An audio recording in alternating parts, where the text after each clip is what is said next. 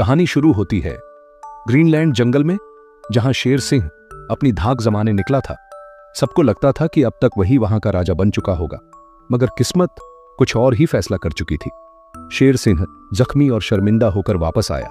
उसकी हालत देखकर उसका भाई गोल्डी शेर गुस्से से आग बबूला हो गया। उसने गुस्से में कहा, अब मैं खुद जाकर जंगल को फतह करूंगा।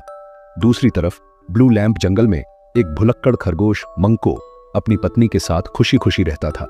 एक सुबह अचानक पत्नी ने घबराकर जगाया, उठो मंको, बाहर तीनों चिड़िया मुसीबत में हैं। मंको दौड़ता हुआ दोस्तों को बुलाने निकला, मगर अपनी भूलने की आदत के चलते जब वह रनकू चिढ़ा और सोनू कबूतर के पास पहुंचा तो असली बात ही भूल गया। कहने लगा, तीनों चिड़िया मर गई हैं। बस रनकू चिढ़ा तो जोर जोर से रोने लगा। सब घबराकर वापस दौड़े और जाकर देखा चिड़ियां जिंदा सलामत थीं, बस अंडे देने वाली थीं। सबने मंको को खूब सुनाया, मगर क्या करें, सब जानते थे मंको का दिमाग थोड़ा हल्का है। उसी वक्त गोल्डी शेर और उसका चालाक मंत्री गीदड़ जंगल पर चढ़ दौड़े। भयंकर दहाड़, पूरा जंगल कांप उठा।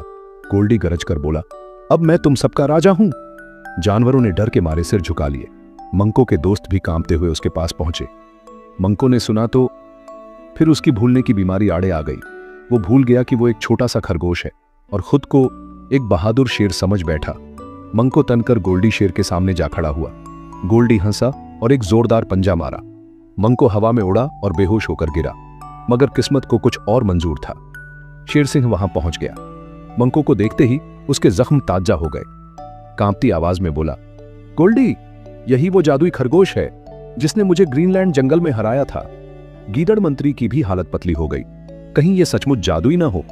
मंको ने आंखें खोली, लड़खड़ाते हुए खड़ा हुआ। ये मंजर देखकर गोल्डी, शेर सिंह और गीदड़ तीनों जान बचाकर भाग निकले। पूरा जंगल खुशी से झूम उठा। जानवरों ने मंको को हीरो बना दिया, मगर बेचारा मंको हैरान था। मैंने तो बस अपनी भूलने की आदत से काम लिया था।